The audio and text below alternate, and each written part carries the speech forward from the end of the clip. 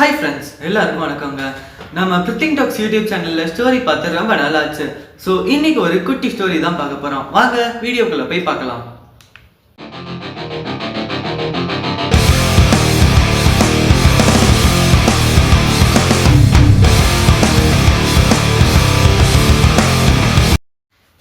ஒரு அழகான குட்டி கிராமங்க. இதை இமேஜின் பண்ணிட்டே வாங்க, ரொம்ப ஃபன்னியாக இருக்கும். அந்த ஒரு கிராமத்தில் ரொம்பவே வந்துட்டு ஒரு அப்பாவியான பையன் சோமுன்னு ஒருத்தவன் இருக்காங்க. அந்த பையனோட அம்மா வந்துட்டு ஹாஸ்பிட்டல்ல அட்மிட் ஆயிருக்காங்க, ரொம்பவே சீரியஸான நிலைமையில. அப்ப வந்துட்டு அவங்க அம்மா நினைக்கிறாங்க, ஐயோ நம்ம பையனுக்கு ஒண்ணுமே தெரியாது, ரொம்பவே அப்பாவியான பையனு, இவனை யாராச்சும் ஏமாத்திட்டாங்கன்னா என்ன பண்றது அப்படின்றத நினைக்கிறாங்க. ஆனா இந்த ஸ்டோரியில சோமு ஏமாறதாங்க போறான். ஆனா சோமுவை ஏமாத்துறவங்களுக்கு செமையா அடி விழுக போகுது. பார்க்கலாமா வாங்க. அப்போ வந்துட்டு அவங்க அம்மா சோமுவை கூப்பிடுறாங்க. டேய் சோமு, இங்க வாடான்னு கூப்பிட்டவனே அவனும் கிட்ட வரான். வந்தவனே அம்மா சொல்லுங்கம்மான்னு கேட்கிறான். அவங்க அம்மா சொல்றாங்க, டேய் நீ எனக்கு ஒரு சத்தியம் பண்ணி தரியா? என்னம்மா, உங்களுக்கு நான் எதுனாலும் பண்ணி தரேன் அப்படின்றத சொல்றான். அவங்க அம்மா சொல்றாங்க, அதாவது நீ ஒவ்வொரு நாளும் ஒவ்வொருத்தவங்களுக்கு ஒவ்வொரு நல்லது பண்ணிக்கிட்டே இருக்கணும்டா அப்படின்றத சொல்றாங்க. சொன்னவனே அவனும் சரிம்மான்னு சொல்லிட்டு ப்ராமிஸ் பண்ணிடுறான். அவங்க அம்மா அப்பயே இறந்துடுறாங்க. அவங்க அம்மாவுக்கு பண்ண வேண்டியதெல்லாம் பண்ணிட்டு அடுத்த நாள் ஆயிடுதுங்க. இது வந்துட்டு டே 1. இங்க இருந்து தான் ஸ்டோரி ஸ்டார்ட் ஆக போகுதுன்னு வச்சுக்கோங்களேன். டே 1 வந்துட்டு அவனுக்கு முழிச்சவனே, நம்ம அம்மா நம்மள ஒவ்வொருத்தவங்களுக்கு ஒவ்வொரு நல்லது பண்ண சொல்லியிருக்காங்களே, நம்ம என்ன பண்றது அப்படின்றது தெரியாம முடிச்சுக்கிட்டு இருக்கான். அப்ப வந்துட்டு அவனுக்கு ஒரு ஞாபகம் வருது. ஓகே, நம்ம ஊர் ஐயர்களுக்கு வந்துட்டு எல்லாமே தெரியும்ல, அவங்க ரொம்பவே புத்திசாலில, அவங்க கிட்டயே போய் கேட்கலான்ட்டு அவங்க கிட்ட போறாங்க. போய் என்ன கேட்கிறானா, ஐயரே எங்க அம்மா வந்துட்டு ஒவ்வொரு நாளும் ஒவ்வொருத்தவங்களுக்கு ஒவ்வொரு நல்லது பண்ண சொல்லியிருக்காங்க, எனக்கு என்ன பண்றதுன்னு தெரியல, யாருக்கு பண்றதுன்னுமே தெரியல ஐயரே, நீங்க வந்துட்டு ஏதாச்சும் ஒரு ஐடியா சொன்னீங்கன்னா நான் வந்துட்டு பண்ணுவேன் அப்படின்றத சொல்றாங்க. சொன்ன உடனே அந்த ஐயருக்கு வந்துட்டு செம நினைப்பு. ஐயோ, நம்மளே வந்துட்டு கொஞ்சம் கஷ்டப்பட்டு தானே இருக்கோம், இவனை வச்சு நம்ம ஏதாச்சும் வேலை வாங்கிடலாமே அப்படின்றத யோசிக்கிறாரு. யோசிச்ச உடனே ஐயர் என்ன சொல்றாருன்னா, உன் பேர் என்னப்பான்னு கேட்கிறாரு. சோமுன்னு சொல்றான். சரி சோமு, நீ வந்துட்டு உங்க அம்மாக்கு என்ன பிடிக்குமோ, ஐ மீன் சாப்பாட்டுல உங்க அம்மாக்கு என்ன பிடிக்குமோ அது வந்துட்டு நீ ரெடி பண்ணி வச்சிரு, அதை வந்துட்டு ஒரு ஏழை கொடு அப்படின்றத சொல்றாருங்க. சொன்ன உடனே சரி ஐயரே, நான் ஏழைக்கு எங்க போறது அப்படின்றத கேட்கிறாங்க. அதுக்கு அவர் என்ன சொல்றாருன்னா, ஏன்பா நானே இங்க கஷ்டப்பட்டு தானப்பா இருக்கேன் கோவில்ல பூஜை பண்ணிட்டு, நீ எனக்கே கூட கொடுக்கலாமேன்னு சொல்றான். சொன்ன உடனே சோமு என்ன சொல்றான், சரி நீங்க 12:30 மணிக்கு என் வீட்டுக்கு வந்துருங்க, நான் வந்துட்டு ரெடி பண்ணி வச்சிருக்கிறேன்னு சொல்லிடுறாங்க. ஐயர் நினைக்கிறாரு, கண்ணா லட்டு திங்க ஆசையான்ற மாதிரி ஐயர் நினைக்கிறாரு. ஓகே, இன்னைக்கு நமக்கு சம வேட்டை தான் அப்படின்ற நினைக்கிறாரு. பொரியல் கறி அது இதுன்னு நமக்கு ரெடி பண்ணி வச்சிருப்பா, நம்ம போய் சாப்பிடுறது மட்டும் தாண்டா வேலை அப்படின்ற நினைக்கிறாருங்க. நினைச்சிச்சு 12:30 மணி ஆயிடுச்சு. ஆனவனே அவர் வந்துட்டு போறாரு. ஐயர் வந்துட்டு சோமு வீட்டுக்கு போறாருங்க. போயிட்டு என்ன பண்றாருன்னு பாத்தீங்கன்னா வைங்களேன், கதவு தட்டுறாரு. சோமு கதவு திறந்து வாங்க ஐயரேன்னு சொல்றான். உள்ள வந்தவனே அவருக்கு ஒரு ஷாக்குங்க. அங்க சாப்பிட எதுவுமே ரெடியா இல்ல, ஒரே ஒரு வாழைத்தார் மட்டும்தான் இருக்கு. அவரு கேட்கிறாரு, என்ன சோமு, நான் வந்துட்டு எல்லாம் ரெடி பண்ணி வைக்கல சொன்னேன், நீ எதுவுமே ரெடி பண்ணலையான்னு கேட்கிறாரு. கேட்டவனே சோமு சொல்றான், இங்க இருக்கு பாருங்க, இந்த வாழைத்தார் தான் உங்களுக்குன்னு சொல்றான். அவரு ரொம்ப ஷாக் ஆயிட்டு கேட்கிறாரு, என்னடா சொல்ற, வாழைத்தாரா, நான் எப்படி சோமு சாப்பிடுறது, நான் என்ன யானையா அப்படின்றத கேட்கிறாரு. ஐயரே, இதுதான் எங்க அம்மாவுக்கு பிடிக்கும், எங்க அம்மாவுக்கு என்ன பிடிக்குமோ, எங்க அம்மா சந்தோஷமாகிறதுக்கு என்ன பண்ணணுமோ அதை எல்லாமே நான் பண்றேன்னு சொல்றாங்க. அவர் ரொம்பவே ஷாக் ஆயிட்டு கேட்கிறாரு. திரும்பியும் கேட்கிறாரு, டேய் நான் யானை இல்லடா, எனக்கு எதுக்குடா வாழைத்தாரெல்லாம் வச்சிருக்கேன்னு கேட்கிறாருங்க. அவர் ரொம்ப ஃபோர்ஸ் பண்ணி அதை கண்டுக்காம ரொம்ப ஃபோர்ஸ் பண்ணி அவருக்கு வந்துட்டு அந்த வாழைப்பழத்தை ஊட்டி விடுறாங்க. ஊட்டி விட ரொம்ப ஊட்டி விட்டவனே அவருக்கு வந்துட்டு சாப்பிட முடியாம மயக்கம் போட்டு கீழே விழுந்துடுறாரு. கீழே விழுந்தவனே அவரு சோமு நினைக்கிறான், ஓகே இவர் சாப்பிட்டு வயிறு ஃபுல்லாயிருச்சு போல தூங்குறாருன்னு நினைச்சிட்டு அவன் வந்துட்டு தூக்கிட்டு போறாங்க. அவரை தூக்கிட்டு போய் அவர் வீட்டுல விட்டுடுறான், அதாவது ஐயரோட வீட்டுல விட்டுடுறான். அப்புறம் அரை வாழைத்தார் இருந்துச்சுல, அந்த வாழைத்தாரையுமே கொண்டு போய் ஐயர் வீட்டுல போட்டுடுறான். அவர் வந்துட்டு லைட்டா ஒரு சைடு இப்படி கண்ணை முழிச்சு பாக்குறாரு எங்க இருக்குன்னு. பார்த்தவனே அதை சோமு பார்த்துட்டாங்க. பார்த்துட்டு, ஐயரே கண்ணை முழிச்சிட்டீங்களா, வாங்க இன்னும் ஒரு அரை வாரத்தால் இருக்கு, அதையும் நான் அவங்களுக்கு ஊட்டி விட்டுறேன் அப்படின்றத சொல்றாங்க. சொன்ன உடனே அவர் டக்குனு அப்படி கண்ணை மூடிட்டு அவர் என்ன பண்றாருன்னா, அதே மாதிரி மயக்கம் போட்ட மாதிரி திரும்பி நடிக்க ஆரம்பிச்சிடுறாருங்க. சரி அவன் என்ன பேசுறானா, நீங்க எந்திரிச்ச உடனே இந்த மீதி வாழைத்தாரையை சாப்பிடுங்க, அப்பதான் எங்க அம்மா சந்தோஷமாவாங்கன்னு சொல்லிட்டு அவன் கிளம்பிடுறாங்க. இதோட டே 1 முடிஞ்சிருச்சு. டே 2 பாத்தீங்கன்னு வைங்களேன், அடுத்த நாள் காலையில இதே மாதிரி ஐயர் வீட்டுக்கு வரான். வந்தவனே ஐயர்கிட்ட கேட்கிறான், இன்னைக்கு என்ன நல்லது பண்றதுன்னு கேட்கிறான்.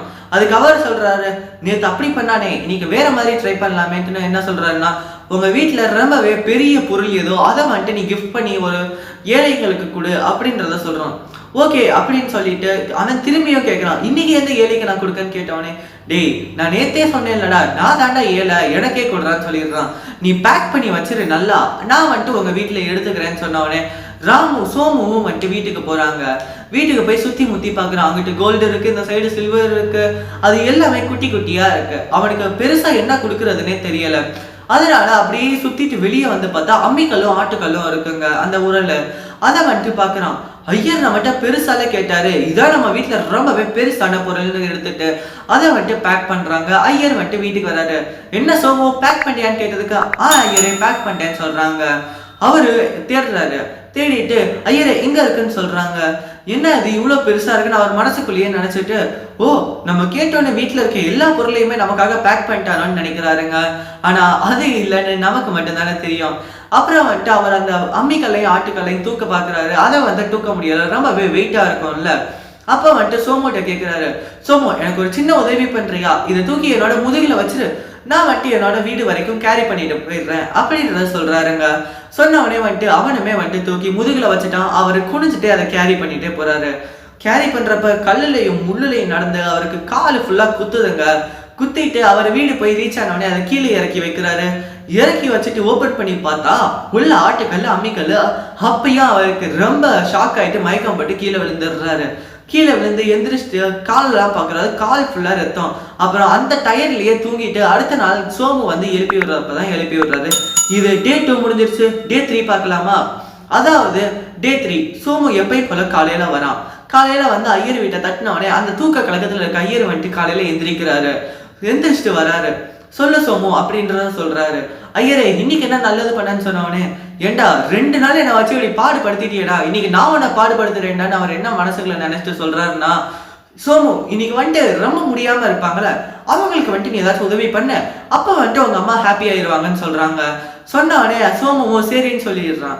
அப்ப யாரு ரொம்ப முடியாம இருக்கா அந்த ஊர்லன்னு சோமு யோசிக்கிறான். யோசிச்சுட்டு என்ன பண்றாருன்னா கேட்கிறான் அதே மாதிரி ஐயர்கிட்ட, ஐயரு இங்க பாரு சோமு, என் காலு ஃபுல்லா ரத்தமா நான் கட்டு போட்டு உட்காந்துருக்கேன். இன்னைக்கு வந்துட்டு மகாராஜா இருக்காருல்ல, அவரோட பேலஸ்ல வந்துட்டு விருந்து வைக்கிறேன்னு சொல்லியிருந்தாரு.